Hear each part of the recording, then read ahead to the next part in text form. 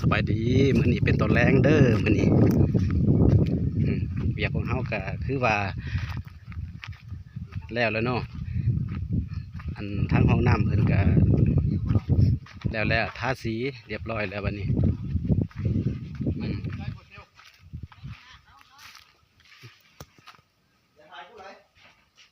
ทาสีแล้วทางกระสีก็ใส่แล้วกระสีอันผ่านมามันห่วยฮะเนาะคือว่าเปลี่ยนแล้วสนั่นก่อนคักเนาะเริ่มงามมาแล้วเริ่มเจ็บเริ่มงามมาแล้วสำคัญต้องกันได้ไหมเดือดจะได้สามกันเด้อเดือดจะได้สามไปส้มกับบานหมดแล้วมันเปียกบ่ร้ายแล้วนี่จะได้สามมันยังอยู่เนี่ยสามไงทั้งวันเลยลูกแก่เลยแก่เนี่ย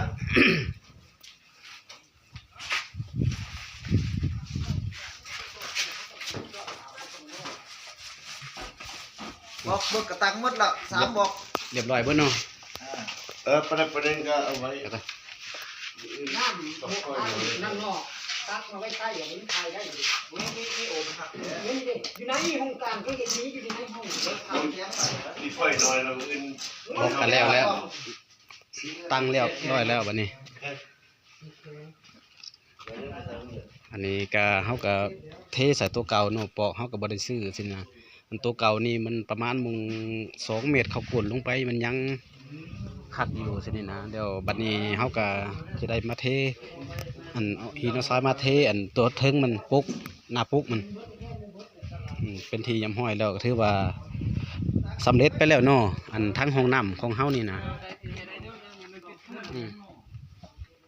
ถือว่าสำเร็จไปแล้ว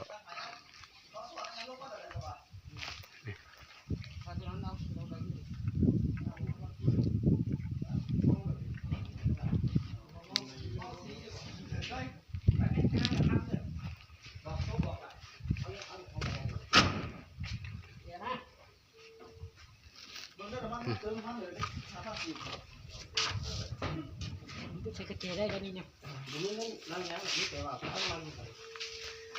ยังแต่แนวโฮมแล้วก็ในบ้านประชาชนเขากลับหมดแล้วเนาะโอเคครับแล้วนะนี้เลยนะประชาชนก็กลับหมดแล้วนี่มัน5 โมงแล้ว4 โมงแล้วพอดีสำเร็จ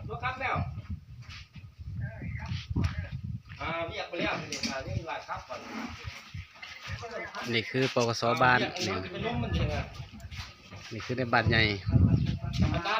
นี่ผู้ปรึกษาของบ้านอันนี้คือแนวโฮมบ้านนี่คืออันครูอาจารย์มาสวยเฮ็ดทำกัน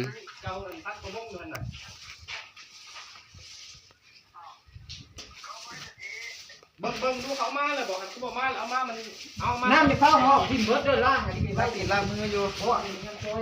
ทาสีก็งามมาตึมหน่อยนึงขึ้นมา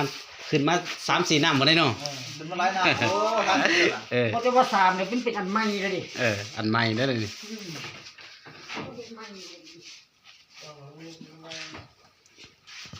ยังฟอยทั้งหมด3 มื้อเช้านะ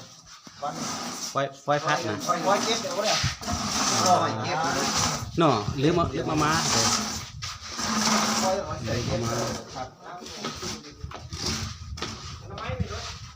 จากในไทยนี่กามาฮอดนี่กาขอบใจน้ำอันฮะเนี่ยลุงใหญ่เนาะแล้วก็ญาติพี่น้องที่อยู่ทั้งเมกาเนี่ยมุกทุกคนเนี่ยขอบใจที่มาสวยห้องน้ำของข้าเจ้าเนาะเป็นที่สำเร็จเหี่ยมห้อยไปแล้วเดี๋ยวนี้ทั้งอันห้องน้ำของอันทั้งอันไอ้น้องทั้งบนเสียงของเขาของเฮียนนั่นเนี่ยถือว่าสำเร็จไปแล้วเดี๋ยวนี้ก็คืออันลูกหลานเสนอฮันก็คืออันยังน้ำนี้ถือว่าได้น้ำแล้วก็ถือว่าโอเคได้น้ำบรรดาลนี่เนี่ยเขาเจาะบรรดาลว่ากันยังบ่ได้ตกลงกันเถื่อตัวนี้เนาะแต่ว่าทั้งอันร้านนี่ก็ได้พาวไว้สินะได้ล้มอันข้าเจ้าไว้พาวสิแต่ก็บอกให้คำตอบนอกจากบ่ได้รับคำอนุญาตจากผู้ใหญ่เราลูกหลานก็บ่สั่งอันสิเฮ็ดว่าแนวใดนะวันนี้ก็เอาขอบใจ